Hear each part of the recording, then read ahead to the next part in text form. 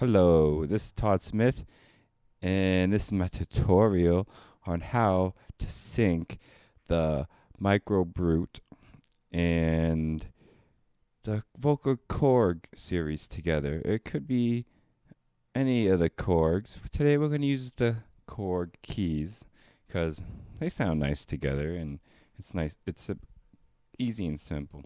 Now, there's a few ways you can go about doing this. Might cut this into a couple videos. My first video is gonna be how I use it when I'm slaving from the Korg Volca to the Brute.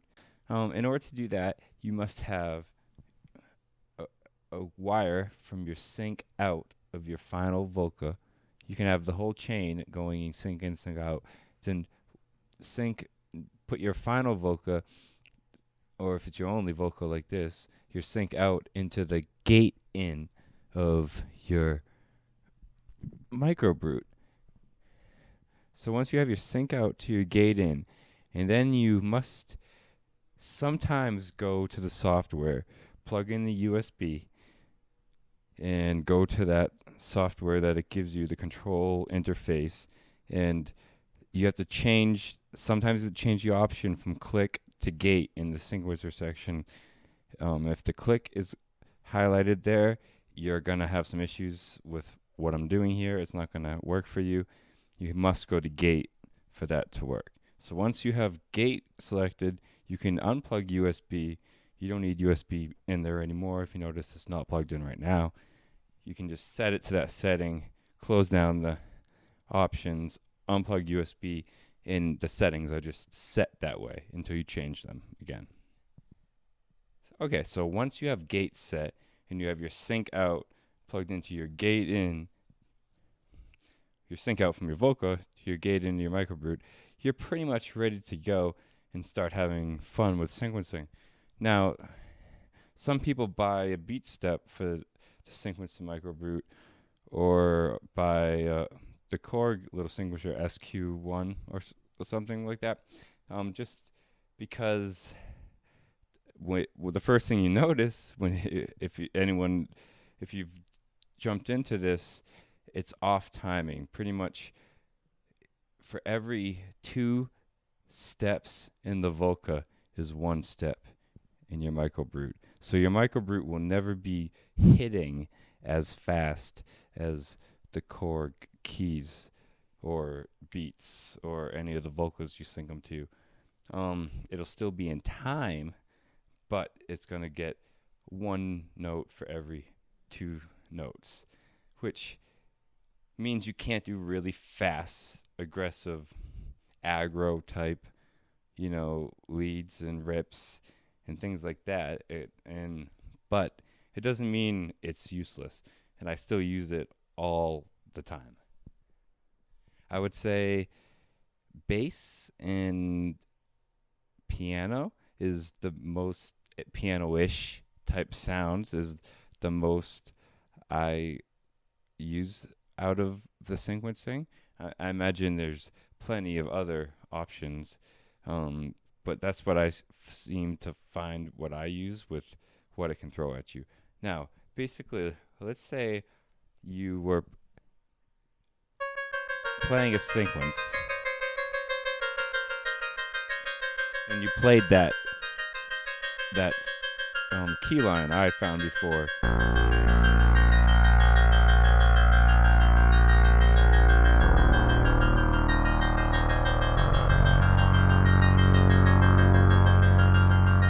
And you wanted to record that. You knew it was boom.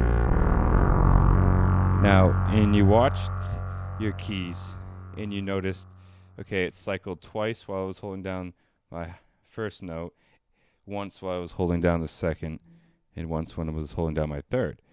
Now, you would think you would fill in 16, 16, or 32, 16, and 16 to match that, but that's not the case. Since 2 steps are going to happen, everything's cut in half here. 8 inputs, 8 notes, 8 measures is a full 16 measures here. So basically, because it's 2 measures, you're going to go 16 inputs on your high note, only 8 measures on your low note and 8 measures on your middle note, and that will equal 2 full measures, 1 full measure, and 1 full measure. So, for example, if we drop it down here and hit record and hit this 16 times,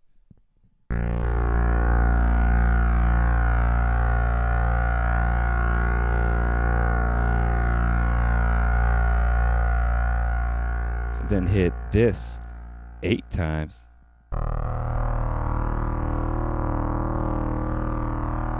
and hit this 8 times,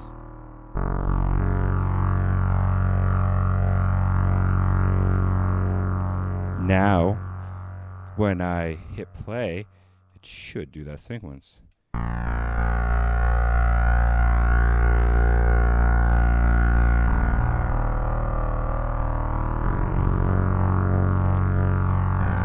And since I cut it in half, it should line up with the Volca sequence. Now, triggering that, when I'm running like this, usually I have the, it depends. You can really trigger it both ways. It's easier, I found, less thinking to trigger the Volca off that. But if you want to trigger this, kind of make sure you start it when it's 1 measure before where you want it to start.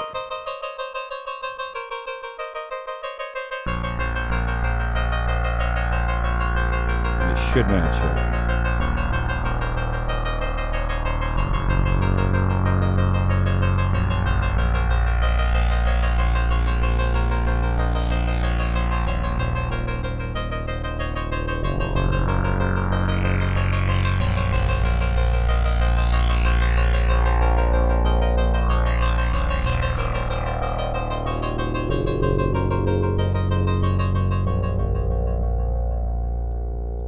And that's how you match up a bass line with the internal sequencer of the Volca and the Brute, which I think some people probably might have issues with because they throw a curveball at you with the cut time. But just because it's cut time doesn't mean it's limited to just bass. I mean, if you notice, you kind of have to bring your sustain and your release up in order to do that, because otherwise you're going to hear each individual note go off really strong. You can still kind of hear it, but it's once you have background music going and other things on top of it, you don't hear it at all. It sounds like a pretty solid bass line. So let's say you want to do something other than bass. Let's try to get something a little bit low end on the keys. Let's see, 1 second.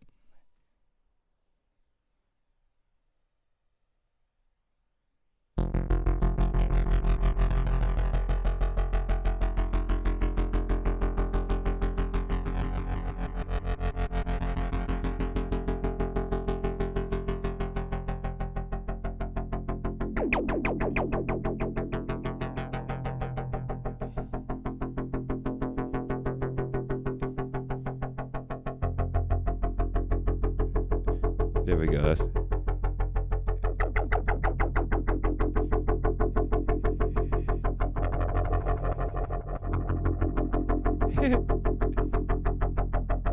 Okay, so something a little low. Now, if you wanted to play something like high on it that had a little more space, for example, let's go up on the octave.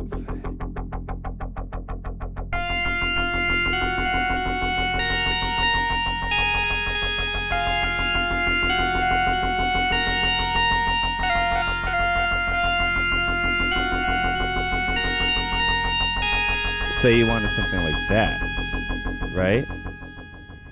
Everything's cut in half. That's going to be 1 input, 3 spaces. 1 input, 3 spaces. This is something we haven't touched upon. Once you're in record mode, you hit down on record mode. This button inputs a rest, or that's a technical term for a space where there is no sound. So it can, rather than making a solid, like if you don't hit the rest, I'll show you what it sounds like.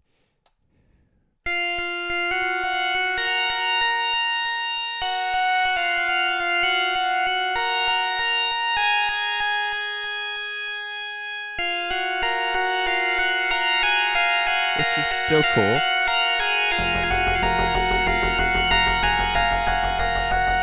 Oh man, yeah, that's still fun.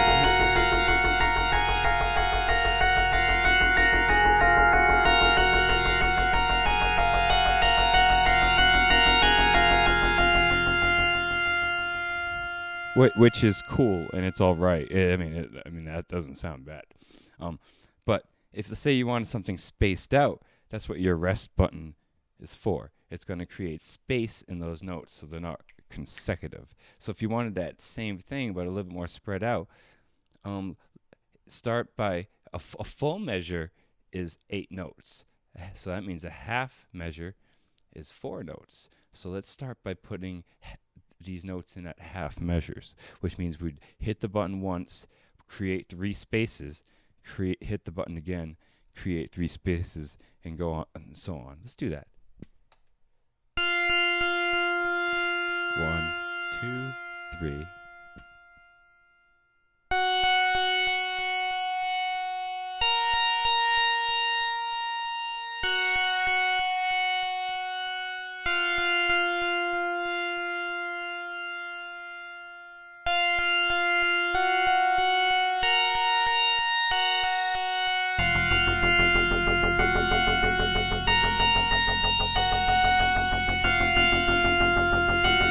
Oh, I messed up. I messed up somewhere there. Let's try it one more time.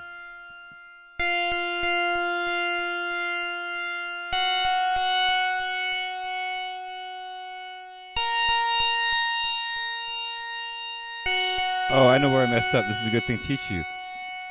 On your final note, you must make sure you hit the correct amount of rests before you take it out of step mode. That's what I did not do. Now we've been doing 1 note, 3 rests, 1 note, 3 rests. I hit the last note. I must hit this 3 times for it to match correctly. For it to eat the half measure it needs to make a full measure. And that's where I think my problem was.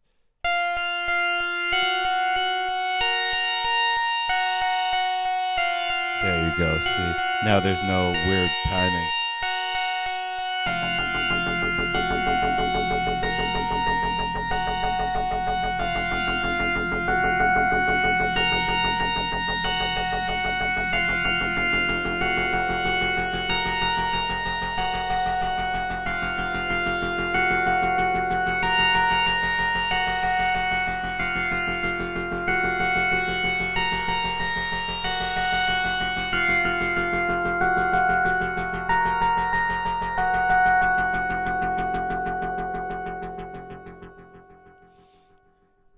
Well, I think that pretty much concludes my tutorial on how I sync the Volcas to my Brutes for my Volcas as my master and my Brutes as my slave. I do have a different setup, and there is a different way to run it from the Brutes controlling the Volcas to do other things. We'll touch up on those in different videos.